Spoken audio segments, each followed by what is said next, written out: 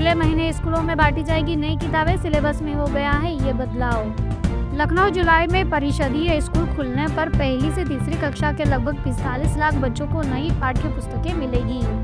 Basic शिक्षा विभाग ने सभी जिलों में आपूर्ति सुनिश्चित की है। ये पुस्तकें एनसीईआरटी के नवीन पाठ्यक्रम पर आधारित है, जिन्हें कि एनसीईआरटी ने तैयार किया है। विभाग ने समय रहते पुस्तकें पहुंचा दी है ताकि बच्चों को स्कूल खुलते ही किताब मिल जाए।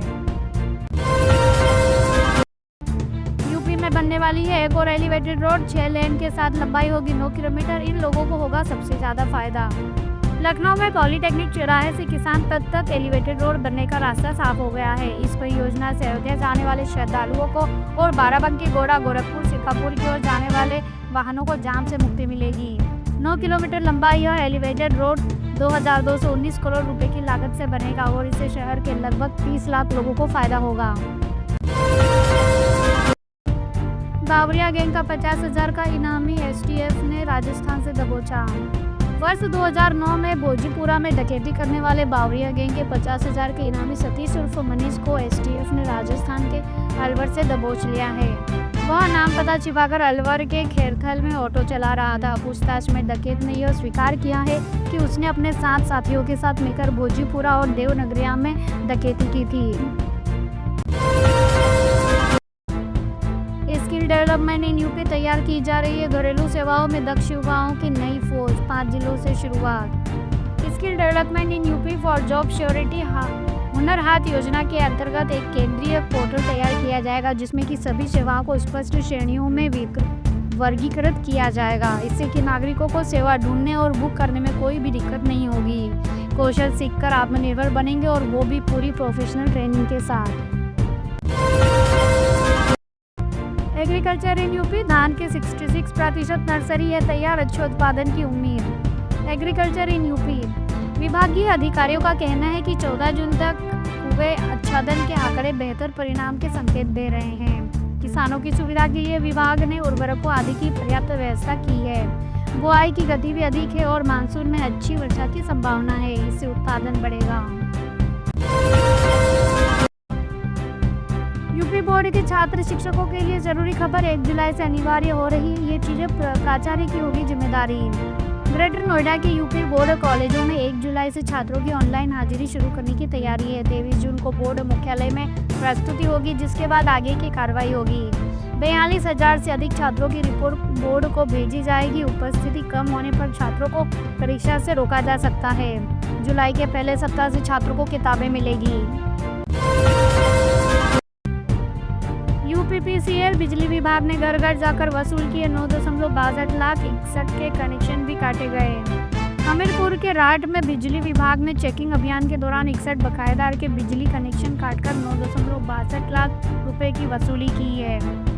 आदिवासी अभियंता के निर्देश पर यह अभियान चलाया गया है, जिसमें कि बिजली चोरी और बकाया बिलों की जांच की गई। विभाग ने उपभोक्ताओं से बकाया बिल जमा करने और बिजली चोरी से बचने की अपील की है। यूपी के इस जिले के 1.86 लाख किसान पीएम किसान सम्मान निधि से हो जाएंगे वंचित, इस वजह मंडराया संकट। मिर्जापुर में पीएम किसान योजना के अंतर्गत पंजीकृत किसानों में से आधे से अधिक ने फार्मर रजिस्ट्री नहीं करवाई है, जिससे कि 1,86,570 किसान सम्मान निधि से वंचित हो सकते हैं। कृषि विभाग ने पंजीकरण में तेजी लाने के निर्देश दिए हैं। किसान सीएससी पर जाकर खतौनी आधार पर बैंक पासबुक के साथ फार्मर रजिस्ट्री करवा सकते हैं। यूपी T20 लैंग्वेज में दिखेगा प्रयागराज का जलवा, दम दिखाएंगे ये 6 खिलाड़ी। एक खिलाड़ी तो आईपीएल का भी स्टार है। प्रयागराज के 6 क्रिकेटरों का चयन यूपी T20 लीग के तीसरे संस्करण में हुआ है। यश दयाल, राहुल राजपाल, किशन सिंह और अमर चौधरी भी उनकी टीमों को बरकरार रखा है। वहीं अटल बिहारी राय और सुमित अग्रवाल को भी नीलामी में खरीदा गया। अन्य खिलाड़ियों के पास भी ट्रायल के माध्यम से शामिल होने का अवसर है। रायबरेली में मटेरियल सप्लायर से घूस ले रहा था ग्राम पंचायत अधिकारी, एंटी करप्शन टीम ने रंगे हाथों पकड़ा। Action against corruption Baijnath Yadav निर्माण सामग्री सप्लाई का भी काम करते हैं। बताया जा रहा है कि दलमऊ की तेरखा ग्राम पंचायत में कराए गए विकास कार्यों में भी बैजनाथ ने ही निर्माण सामग्री सप्लाई की थी, जिसका करीब 2 लाख रुपए से अधिक का भुगतान उन्हें किया जाना बाकी है। में 5 मार्गों का होगा चौड़ीकरण। डीएम के प्रयासों से लोगों को मिलेगी राहत। उत्तर प्रदेश के कासगंज जिले में 5 सड़कों की मरम्मत और चौड़ीकरण की तैयारी है, जिसमें चाड़ी साबर मार्ग भी शामिल है। लोक निर्माण विभाग ने शासन को प्रस्ताव भेजा है। सड़कों को चौड़ा करने से लोगों को सुविधा मिलेगी और जाम से मुक्ति मिलेगी। इन परियोजनाओं पर करोड़ों रुपए खर्च होंगे। यूपी में 900 किसानों की जमीन का होगा अधिग्रहण। नया इंडस्ट्रियल हब बनने की है तैयारी। सडीला औद्योगिक क्षेत्र के विस्तार के लिए 4 गांव की भूमि का अधिग्रहण किया जा रहा है। 75% किसानों ने सहमति पत्र दे दिया है। किसानों और अधिकारियों के बीच मुआवजे की दर को लेकर पहले असहमति थी, पर अब 900 किसानों ने भूमि अधिग्रहण के लिए सहमति दे दी है। इससे कि 750 एकड़ भूमि का अधिग्रहण आसान हो गया है। प्रशासन आगे की कार्रवाई करेगा। पुलिस ने कस ली है कमर। तीर्थ नगरी में बिना आधार कार्ड वालों पर होगी सख्त कार्रवाई। ब्रजघाट तीर्थ नगरी में अपराध बढ़ने पर जिसके बाद पुलिस सक्रिय हो गई है। पुलिस ने लोगों की पहचान और सत्यापन का कार्य शुरू कर दिया है। झुग्गी झोपड़ियों और धर्मशालाओं में रहने वालों के आधार कार्ड की जांच की जा रही है और बिना आधार कार्ड वालों को रहने नहीं दिया जाएगा।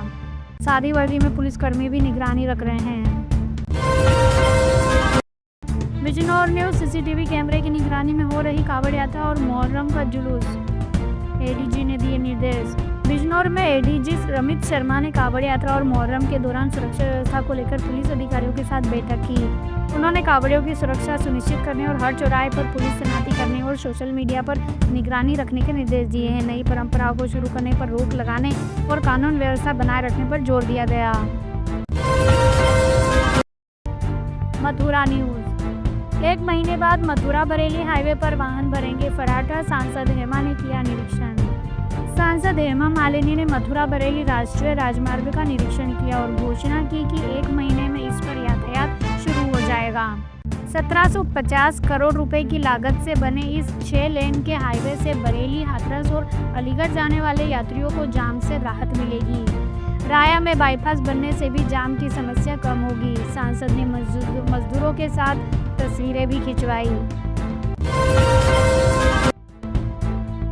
मैनपुरी में ठगी करने वाले 3 शातिर गिरफ्तार। ऑनलाइन गेमिंग के माध्यम से 60 लाख रुपए का लगा चुके हैं चूना। मैनपुरी पुलिस ने साइबर और स्वाट टीम के मिलकर ऑनलाइन गेमिंग के माध्यम से ठगी करने वाले 3 शातिर अपराधियों को गिरफ्तार किया है। इन अपराधियों ने 3 पत्ती एविएटर जैसे गेम्स के जरिए 60 लाख से ज़्यादा की ठगी की है। पुलिस ने 34 खाते सीज किए हैं और लैपटॉप, मोबाइल, डेबिट कार्ड बरामद किए हैं। यूपी इन्वेस्ट निवेश को लेकर इन्वेस्ट यूपी ने शुरू की हर जिले की समीक्षा। 909 परियोजनाओं में से 631 धरातल पर। Review of UP invest. GPC 4 में 10 लाख करोड़ रुपए की 14,000 परियोजनाओं पर काम शुरू करने की सहमति बनी थी। इसमें से अभी करीब 2.80 लाख करोड़ रुपए की परियोजनाओं को लेकर ही वाणिज्यिकी संचालन शुरू किया जा सका है। इन्वेस्ट यूपी ने लक्ष्य को पूरा करने के लिए सभी जिलों में तैनात उद्यमी मित्रों से लंबित परियोजनाओं की जानकारी एकत्र की है। गोरखपुर लिंक एक्सप्रेस वे का लोकार्पण करके बोले सीएम योगी, गति से प्रगति, प्रगति से आएगी समृद्धि। मुख्यमंत्री योगी आदित्यनाथ ने गोरखपुर में लिंक एक्सप्रेस वे का भगवानपुर टोल प्लाजा पर लोकार्पण किया। 7,283 करोड़ की लागत से बने 91 किलोमीटर लंबे इस एक्सप्रेसवे को पूर्वांचल एक्सप्रेसवे से जोड़ा गया है, जिससे कि गोरखपुर से लखनऊ की दूरी अब केवल 3 घंटे में तय की जा सकेगी। एक्सप्रेसवे के किनारे औद्योगिक गलियारा भी विकसित किया जा रहा है। लोकार्पण के दौरान मुख्यमंत्री का भव्य स्वागत किया गया।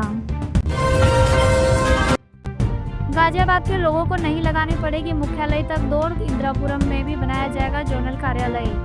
गाजियाबाद के इंदिरापुरम में नगर निगम द्वारा जोनल कार्यालय बनाने का प्रस्ताव है, जिससे कि निवासियों को निगम कार्यों के लिए दूर नहीं जाना होगा। जीडीए से हस्तांतरण के बाद 185 करोड़ की सहमति बनी थी, जिसके बाद से जोनल कार्यालय की मांग हो रही है। 13-14 करोड़ की लागत से बनने वाले इस कार्यालय के लिए भूमि की तलाश जारी है और प्रस्ताव जल्द ही शासन को भेजा जाएगा। Kasganj highway renovation. Kasganj highway नवीनीकरण का काम है शुरू, गुणवत्ता पर उठे सवाल। कासगंज हाईवे के नवीनीकरण का कार्य 2 महीने की देरी से शुरू हुआ है। बारिश के मौसम में निर्माण होने से गुणवत्ता पर सवाल उठ रहे हैं। स्थानीय नागरिकों ने चिंता जताई है। विभाग का कहना है कि गुणवत्ता बनाए रखने के लिए पूरी सावधानी बरती जा रही है और 15 जुलाई तक काम पूरा होने का लक्ष्य है। नोएडा में लोगों की सेहत से खिलवाड़ कर रहे थे 19 कारोबारी, इन मिलावटखोरों पर की गई बड़ी कार्रवाई। खाद्य सुरक्षा विभाग ने मिलावट करने वाले 19 कारोबारियों पर 64.7 लाख रुपए का जुर्माना लगाया है। यह कार्रवाई खाद्य सामग्रियों के नमूने फेल होने पर की गई है। पनीर, धनिया पाउडर, कुट्टू आटा जैसे खाद्य पदार्थों में मिलावट पाई गई। सबसे अधिक जुर्माना तंबाकू में मिलावट के मामले में लगाया गया है। गोरखपुर न्यूज। गुरुकुल टाउनशिप के साथ आकार लेगा नया गोरखपुर, आवासीय शिक्षा और पर्यटन को मिलेगा बढ़ावा। गोरखपुर विकास प्राधिकरण गुरुकुल टाउनशिप फेज 1 के साथ नया गोरखपुर विकसित करेगा। 126.35 हेक्टेयर में फैली इस योजना को प्राधिकरण बोर्ड ने मंजूरी दी है। इस परियोजना में आवासीय शिक्षा, स्वास्थ्य, व्यापार और हरित क्षेत्र का संतुलित विकास शामिल है। प्राधिकरण का उद्देश्य शहर को आधुनिक सुविधाएं प्रदान करना है और पर्यटन को बढ़ावा देना है। सपा नेता मुकेश श्रीवास्तव के खिलाफ ईओडब्ल्यू भी करेगा जांच। 37 जिलों में दवा सप्लाई में धांधली का मामला। लखनऊ से आई खबर के अनुसार एनआरएचएम घोटाले में आरोपी सपा नेता मुकेश श्रीवास्तव की मुश्किलें बढ़ती दिख रही है। 37 जिलों में दवा सप्लाई में अनियमितता और बहराइच में 500 बेड के अस्पताल बनवाने में धांधली के आरोपों की जांच अब ईओडब्ल्यू भी करेगी।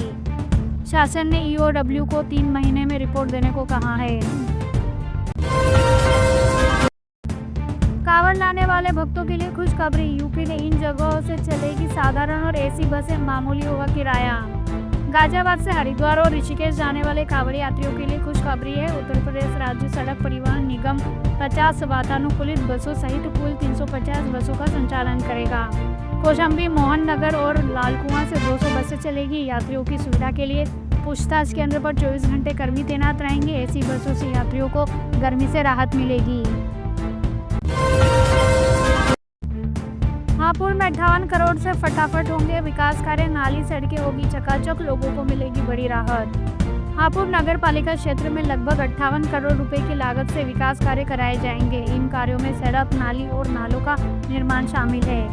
नगर विकास विभाग ने शासन आदेश जारी कर दिया है और टेंडर प्रक्रिया शुरू हो गई है। टेंडर भरने की अंतिम तिथि 7 जुलाई है। एडीएम संदीप कुमार ने बताया है कि टेंडर प्रक्रिया पूरी होते ही निर्माण कार्य शुरू कर दिया जाएगा।